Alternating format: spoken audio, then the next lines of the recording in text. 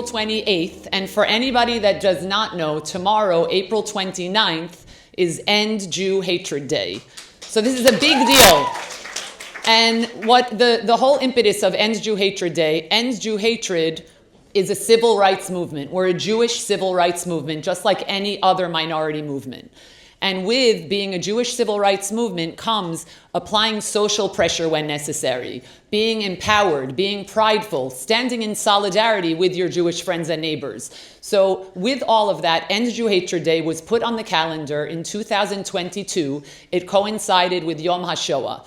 The real goal and purpose of it was to show what hate can bring if it goes unchecked and to ensure that never again truly means never again. Since then, we've kept April 29th on the regular calendar as the date of End Jew Hatred Day. And what's incredible is to see what unity, strength, empowerment, and perseverance can do.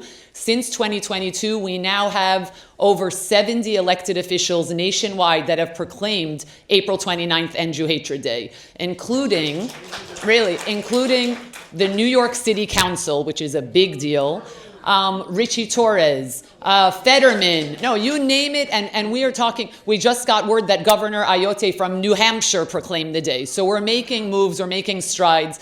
Our goal, obviously, is for this to keep moving up the chain. In addition to elected officials proclaiming the day, one big move that we've made this year is empowering our own activists, and all of you here are End Jew Hatred activists, to reach out to their school districts in the K through 12 world, urging their administrators to mark the day in some way. So we're all about empowerment. And right here, for instance, in Great Neck, we got word that the secondary schools tomorrow morning, South and North, will be making a morning announcement about what End Jew Hatred Day is. Everybody should pause, take note of it. There's a very simple pledge online that people can sign stating that they stand in solidarity with the Jewish people. We actually have a QR code to the pledge outside. We even have, in Miami-Dade public schools, they represent over 300,000 kids.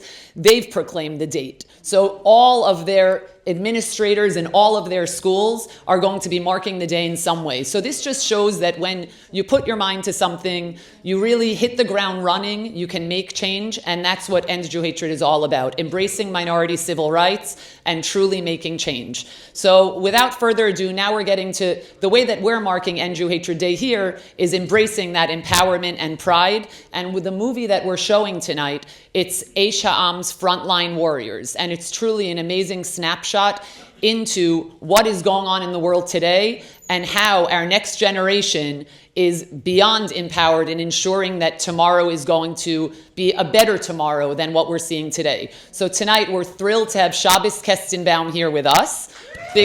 Whoever doesn't know Shabbos, you're in for a treat because you're going to be hearing from him after the screening. But you'll see the movie highlights Shabbos' fight and Eden Yadigar at Columbia, Shabbos, of course, at Harvard, Eli Sibes at UCLA. It highlights these three true warriors and will leave us all thinking about what is going on, how we can try to solve what's going on, and if nothing else, how we could stand up empowered. And it just aligns so well with End Jew Hatred Day. I have to give a huge thank you to Bali Lerner and the Holocaust Memorial Tolerance Center of Long Island. Truly, right when I said to her, April 29th is End Jew Hatred Day, she said, let's do something. What should we do? And here we are. Thank you to the owners of Manhasset Cinemas for hosting us. And a huge thank you as well to Orly Maslavi, our founder of BJC Helping Hands. What she's done, she has put together a youth group. I think how many people are you at now? About 80, 90 kids that come together about once a month, once every few weeks for incredible chesed projects to learn what it means to always be on the giving side in life. So thank you, Orly, and she was one of our sponsors and co-partners here tonight. So with no further ado, Bali, I know you want to introduce one amazing elected official that we have here tonight, and then we'll start the movie. Hello, I will not waste any more time because Michelle's got all the introductions covered except one special guest that I'd like to give her the floor for a few minutes. Someone who has been a constant supporter of not only End Jew Hatred, not only the Holocaust Memorial and Tolerance Center of Long Island, but really all of your residents. And so with no further ado, I'd like to introduce to you Town Supervisor Jen DeSena. Thank you, Bali, and I will not take a few minutes. I will be very brief. I just wanted to say that what we need are partners.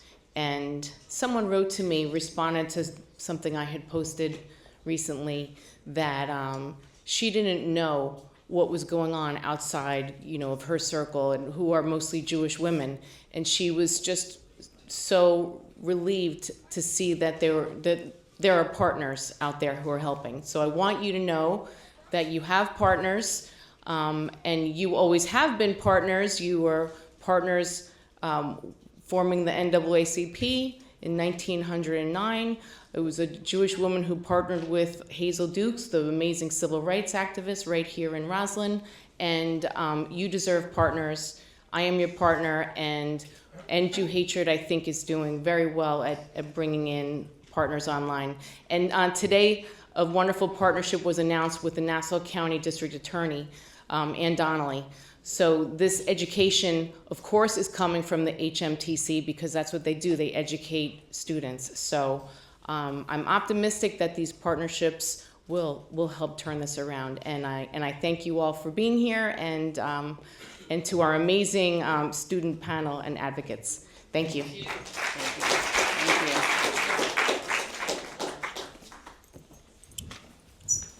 you. And I just want to take a quick moment to, I just can't, I'm kind of like taken back, and I don't know why I get this way every time, because I've seen this already, and we've certainly heard Shabbos speak plenty of times. But I think the frightening thing, just sitting here tonight, I was thinking back to about a year ago. We hosted an event here in this theater, and we showed a documentary from 20 years ago, over 20 years ago, and it was called Columbia Unbecoming. And it actually talked about how college anti-Semitism at Columbia specifically was seeping through. And the producer of the documentary actually was like shamed and shushed, and told he was basically a fool, and shut down by mostly everyone, not only the university, but even the Jewish organization, sadly, that he went to. And so 20 years later, we showed this film. Shabbos joined us for the panel that night. Eden joined us as well, and along with some others. And I cannot believe that here we are, a year after we showed that, in 20 plus years since that movie came out, and this is what we're still dealing with. But on that note, I do feel that we are making a difference. I know at HMTC we see over 35,000 people, and we're educating them with the facts. We're constantly having events, we're advocating, we're working with incredible partners like End Jew Hatred. I do feel that things are starting to change, and we are making a difference. I think watching this, I am going to ask for a personal request. Everybody that is here is fighting the same fight with us. I'm going to make a request that when things get better, because they will, because we will rise, because we always do, that you do not forget. You do not forget that we need to show our Jewish pride loud and not get comfortable like we have over the years. And we need to really, really do that. And we need to teach our children. And for the kids that are here, you need to teach your children, and you need to be prouder each day. We can never, ever get comfortable ever again. And so I'm making that one request when you leave here today, and hopefully, God willing, sooner than later, things will be better. And whether you're Jewish or you're a supporter of the Jews, let's celebrate our Judaism the way we celebrate everybody else. And that's my only request for the night. And with that being said, I would like to invite Michelle Ahdoot, obviously, End Jew Hatred, Director of Programming, and Wonder Woman, to come up and join us again. Shabbos Kestenbaum, of course. I don't think we need much more of an introduction after that, right? And also we have another special guest. We have Molly Deblinger. Molly actually was one of our HMTC Claire Friedlander Upstander Award winner. She is a rock star. She is just in high school and sadly has to mature very quickly, and she's a true activist. And I think we've done so many of these panels, and we've tried to have open conversations and think about what we can do. But I thought it would be great to get a different perspective, because a lot of our kids were on campus when 10/7 happened and things changed. But now we're also going to have the perspective of someone that's in high school and had to fight this fight in high school, and what she's doing as going into college, knowing what to expect. So everybody come on up, and we'll start the panel. So I guess, Michelle, let's start with you. You gave us a little background about End Jew Hatred Day. It's funny because when we were planning this, I said to Michelle, so every day is End Jew Hatred Day. I mean, that's especially since 10/7 and especially for all of us up here. We start our morning coffee with checking our WhatsApp and seeing what links Michelle has for us to send. That's right. Plug for anybody that is not part of our Ends Jew Hatred Action Items group. You don't know what you're missing. And you're missing lots of it. There's a lot. Yes, it's so interesting though. Watching this movie, and again, it's the second time that I've seen it though. It's as if it's scripted for Ends Jew Hatred. I mean, it's unbelievable. The empowerment, pride, activism, in the face of hate, be prouder and louder. What's better than that? And to hear college students and to hear from you, that you have such a bright future ahead of you, but knowing it's not always going to be easy, but the louder you are, the better tomorrow you're going to ensure for everybody, both your age, younger, older, everybody. So it's incredible. So yes, just one quick plug for our Ends Jew Hatred Action Items group. Outside, there are brochures that speak about exactly what a Jewish civil rights movement is. We encourage you to get involved. Jews, non-Jews, regardless, we're nonpartisan. It doesn't matter where you are in the political spectrum. But get involved. Do something. Everybody is an activist in your own way. If you're comfortable enough to come out to our rallies and events, God bless you, come out. If you're comfortable enough to click on our pre-populated email links to send an email to the president of Harvard telling him that it is absolutely unacceptable what's going on there, click that link and send that email. They are well-written, well-researched volunteer attorneys documenting everything. I'm constantly getting you these email links out to really make change at the end of every week. I give you a little wins list of what change we've made, and it's a beautiful thing because we're really making a difference together. So take a pamphlet outside, and there's a QR code to join our Action Items group, and you can always be in touch with me. We encourage every piece of involvement, whether you want to just dip your foot in the water or you want to dive right in. There are so many ways you could be involved. And I'm going to leave you all with that. But one thing that I will tell you, Molly, is that we have an unbelievable campus fellowship program. So thanks to Orly and the BJC getting some students out here tonight, as you prepare yourselves for college, just know that our campus fellows represent the most empowered, the loudest and proudest Jews and non-Jews on campus. They're not all Jewish, because to stand up and be a part of a civil rights movement, you don't have to be Jewish. You just have to embrace and appreciate and agree with the fact that Jews deserve the same rights that every other minority group has. So our fellows can be part of Chabad. They can be part of the Black Student Union. But as an End Jew Hatred Campus Fellow, they're there to be a voice for those that might not know where to turn when a professor says something to them that they know what isn't right, but they're scared to speak up because they don't want their grade to get affected. Or a student says something to them during lunch in the cafeteria they know shouldn't have been said, but they don't want to ruffle feathers and get canceled by other kids. So our End Jew Hatred Fellows are there to let them know maybe it's the Office of Institutional Equity they need to go to. Maybe it is something worthy of a lawsuit. And then we have attorneys at the Lawfare Project who will take care from that point on. So anyway, get involved. We're doing great things, and we're doing great things because of the unity and strength and because of all of you and everyone out there and like the people that you're seeing in this movie and sitting with me here. Thanks. So I think the next question, I'm gonna pass over to Shabbos for a minute, if you wanna share that. Okay, so Shabbos, I'm gonna put you a little bit on the spot. So Shabbos, I listened to him on a podcast where he talked about Holocaust education. And I was like, oh, this is interesting.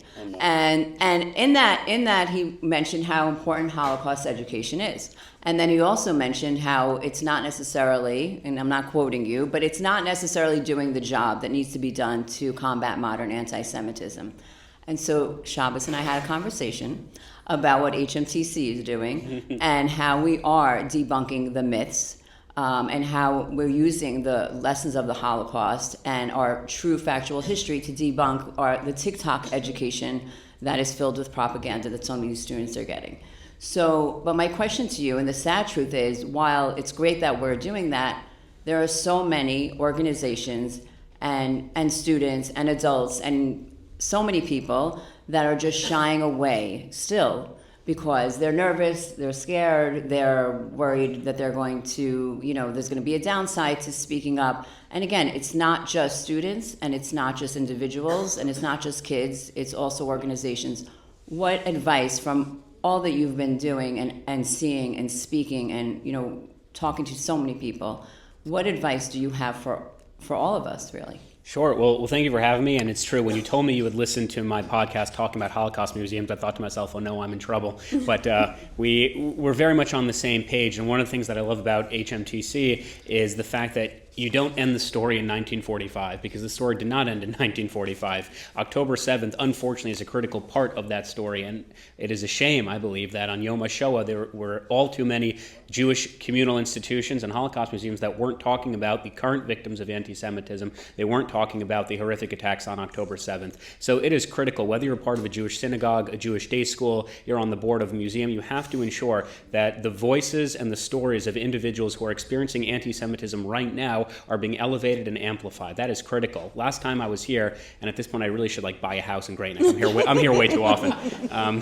But last time I was here was actually at the HMTC dinner, where we honored Molly and other upstanders as individuals who are taking responsibility for the Jewish future. And that is what all museums and schools and Jewish institutions should be focused on, is empowering not tomorrow's leaders, but today's leaders. This is what I told Prime Minister Netanyahu when he was in DC a couple months ago. I said, young American Jews are not tomorrow's leaders. They are doing the work that is necessary right now. They're suing their institutions. They're appearing on national TV. They're testifying in front of Congress. They're standing up on their high school campuses or college campuses. And they need resources, because the uncomfortable truth that we all kind of know is that we're outnumbered and we're outgunned. And if you want to ensure the preservation of the golden age of American Jewry, if you want to ensure that the lessons of the Holocaust are learned, then you would do everything in your power to make sure that individuals like Molly, organizations like End Jew Hatred, museums like HMTC are funded. You would make sure that people are attending those programs, those events, those rallies. You would make sure that all of our resources are connected to those programs. And I'll close by saying this. The end of the film, when I say, Am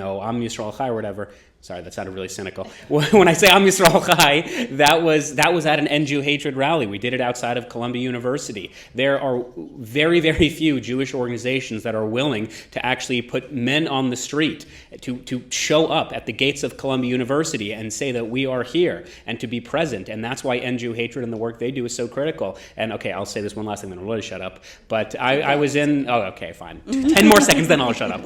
But I was in Arizona. I landed literally, I came straight from JFK Airport. I have a flight at 7 a.m. tomorrow, so it would have been very, very easy for me to not come. Trust me, my sleep schedule demands that I do not come. But honestly, and I am not saying this because I was told to say this, I'm saying it because I know it to be true in my core, there are not many organizations like End Jew Hatred, there are not many institutions like the HMTC, and anything that I can do on a personal level to show my appreciation, number one, and more importantly than that, to show how important these things are. Currently, Michelle, I don't know if you'll remember this, but my first exposure to Jewish activism, I was a nerd writing mediocre research papers at Harvard, and I'm still a nerd, I just don't write as many research papers, but it was actually a Zoom I had with Michelle and Daisy Kahn talking about End Jew Hatred, and are you interested in being a fellow, and what are the resources you need right now on your campus. And of the mega Jewish institutions that raise hundreds of millions of dollars, not one of them reached out, but Michelle and End Jew Hatred did. And we really can't thank you enough, and I definitely think that you should come move to Great Neck with that. We're all in. When we win the lawsuit and I have some money, I'll buy a house, okay? All right, we're going to hold you to that. Michelle, I'm going to go back to you for a minute. Sure. So as you know, at HMTC, we get to educate students of all backgrounds. We educate in private Jewish schools, day schools, Catholic schools, public schools. Yes. You run the gamut. As we learned with history, what starts with the Jews never ends with the Jews. Absolutely. So here's the problem. What do we do? What do we say? What advice do you have for whether it's the Jews that think, you know what, I don't wear a yarmulke like Shabbos, so I don't look Jewish. You know what, I'm not that religious, it doesn't really affect me. Or the non-Jews, you know what, it doesn't really affect me. We know better. Right. What advice and what do you have to say to those people out there? I think the most important thing is that it affects everybody. What is going on right now? Look at what we just saw during this movie. There are so many individuals that might not care about Judaism and Jews for that matter, but care about being able to walk to class and not being completely disrupted and interrupted by these hooligans that don't care about that. So I think that it's very important to appeal to the different psyche of everybody. So when you're speaking about Jews, I am a firm believer, my family knows, my friend knows, empowerment. So you show your Magen David. You wear that no matter where you are. I mean, I was just actually with my son in London about a month ago. When we were going, a bunch of people said, oh, maybe you shouldn't wear all, because I'm always decked out in all of my Jewish stars, etc., etc. But I wore it. The back of my phone case had a yellow ribbon on it. And you know what? 3 people stopped me in London, all making statements of allyship. One was an African-American woman as we were going up to the top of some building. She said, God bless you and your people. Another was on the airplane. Somebody noticed, started talking to me. So that shows, and that's London, where we know Jew hatred is rampant. By being strong, I'm not saying jump in the middle of a crowd and start screaming and inciting people, but stay true to yourself. Be strong and good will come out of it. And you know what? I think I take pride in the fact that my own kids see their mom, their dad, when they see people around them being prideful, that's going to really lead to more students, more kids like Molly, bringing that joy and light around them. So I think it's a mix of everything. It's a mix of knowing right, wrong, being smart, knowing that some kids might just not want their lives to be disrupted. So appeal, because it is true that this is also a threat to democracy. That is 100% true. What is going on is not just a threat to the Jewish people. So you need to fight that fight as well. At the same time, staying true to yourself and staying empowered. Thank you. Of course. Molly. So, Molly, first of all, if I haven't told you a million times before, I'm so proud of you. I had the pleasure of meeting Molly for the first time on a Skype call, on a Zoom call, and really all that you have done, it saddens me that you need to do it, but it makes us so proud, and I think that you are a true light in a dark time. So thank you for all that you do. Molly, again, was one of our Upstander Award winners and very well deserved. So, Molly, I have a question. My younger daughter, she was on college campus when 10/7 happened. And so these kids just kind of gotten thrown in. Shabbos, you just kind of got thrown in, into this fight that you never wanted, right? So you're going into it, and we have a lot of discussions with the current college students, but we haven't really had discussions with students like you who are finishing high school and now you're about to go into college. And my question is, we kind of want to get into your psyche. What are you doing? Obviously, you've done so much to combat anti-Semitism, but what are you doing to prepare yourself mentally, emotionally, knowing that you're going to be going to a college campus and you may experience some of, sadly, what's still going on? And what advice do you have for kids that are your age and younger? So I think understanding that, sadly, almost anywhere and everywhere you go, you will encounter someone who will have a different belief as you or will try to belittle you on any certain topic. But going to the fact of my identity and such a strong part of who I am, I think now that I've already faced some of that anti-Semitism, I already know that I'm not going to let anyone belittle me or not let anyone take that huge part of my identity away from me. Understanding that if you give in, you are just supporting them and kind of letting them do more. But if you stand up, one voice can truly make a difference. So telling other students that even something as small as wearing a yellow pin, a Jewish star, just being who you are and not let anyone take that away from you is so incredibly important. So true. That's amazing. And by the way, I think you absolutely have no choice but to be an End Jew Hatred Fellow when you get to campus. So I think that's a done deal now. If you can pass it over to Shabbos, thank you. So Shabbos, your path, like we said, was definitely a lot of twists and turns along the way. And I mean, the fact that I'm pretty sure that when you got to Harvard, you never imagined you'd be speaking at the RNC. That's for sure, right? So, I was a registered Democrat, so I especially did not think I'd be at the RNC. There we go. So that was never in the plan. So here's the fun question. If there was going to be a film made about you and your life since 10/7, which there certainly should be, what would the teaser look like? What would be some of the highs, the lows, the aha moment? I love Wow, that is really existential. I don't know if there'll be a movie, but actually, I had a call this morning with a publisher. There might be a book, so stay tuned. There we go. Nassau County will be my first stop of the tour. There we go. So I'll say two things. And by the way, just an interesting note in terms of this film. As of 4 days ago, Aish, which made the movie, was issued a 999-page subpoena by Harvard University. They want all the private correspondences between me and Aish about the movie. So I think that really animates their values, but I digress. Look, I'd say this. I went to Harvard to study the Holocaust. That's, where we have this mutual interest from. That's why I'm depressed all the time. And I do believe that the study of the Holocaust and broadly speaking, the study of religion, which is sort of what I do on a broader scale, it's not just the study of religion, it's the study of history, it's the study of sociology, it's the study of people.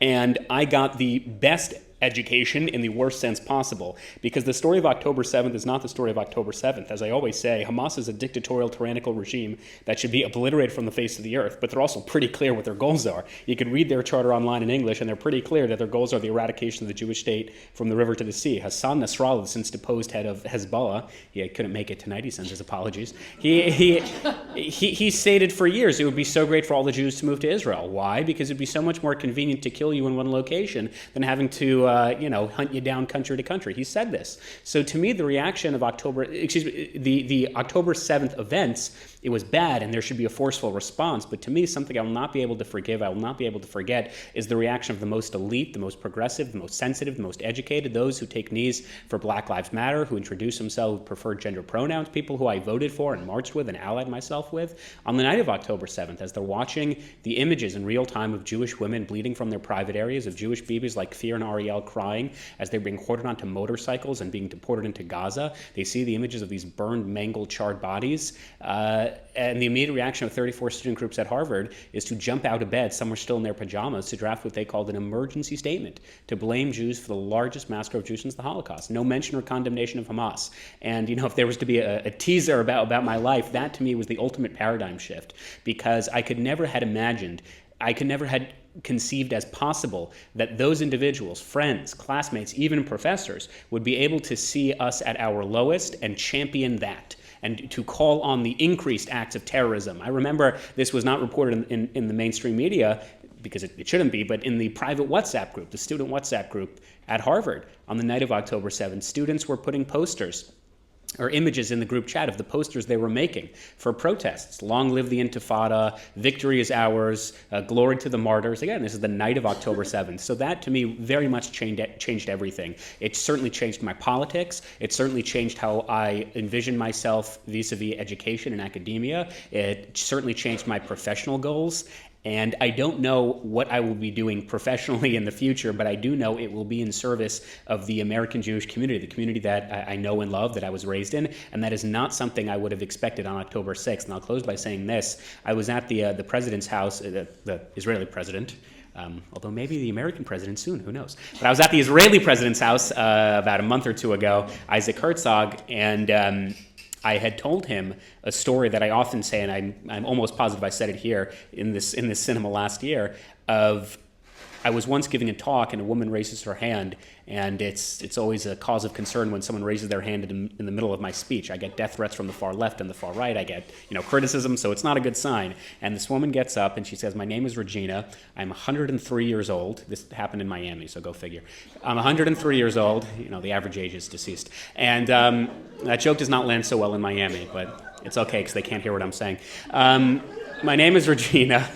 I'm 103 years old. I'm a survivor of Majdanek. I'm a survivor of Bergen-Belsen. I'm a survivor, and I fought in the Warsaw Ghetto Uprising. I want you all to know, she says, we will get through this because we've gotten through it before. And then she sits back down. And I told the President of Israel a month or two ago, I said, Mr. President, on behalf of the thousands of American Jews on college campuses, in their high schools, who in response to being told to go back to Poland, in response to having swastikas drawn outside their dorm windows, in response to having their Israeli and American flags burnt and mezuzahs smashed, have put on a bigger kippah, have tucked out their Star of David necklace, who have increased their involvement with Jewish life. On behalf of those students, we will get through this because we've gotten through it before. And that, I very much want that to be, I was going to say how I'm remembered, but I'm like 24, I'm not dying. But, although, who knows. But I definitely want that to be not as the guy who sued Harvard. Because, it's, okay, I did it, but it's why I sued. I did it because not interested in fighting anti-Semitism, but way more interested in fighting for the Jewish people, Jewish values, the Jewish homeland. And I think that's what the museum does. I think that's what your organization, Michelle, does. I think that's what Molly's doing on a daily basis.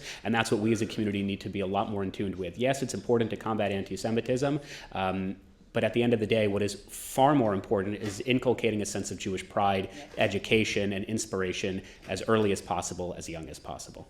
Well, I just want to thank you. I mean, isn't he, he's the fastest speaker I know, but you are truly incredible. And I really do want to say this because, like we're here, we're always so inspired when you're with us. We're so happy when you join us. No, really, I mean, from the bottom of our hearts.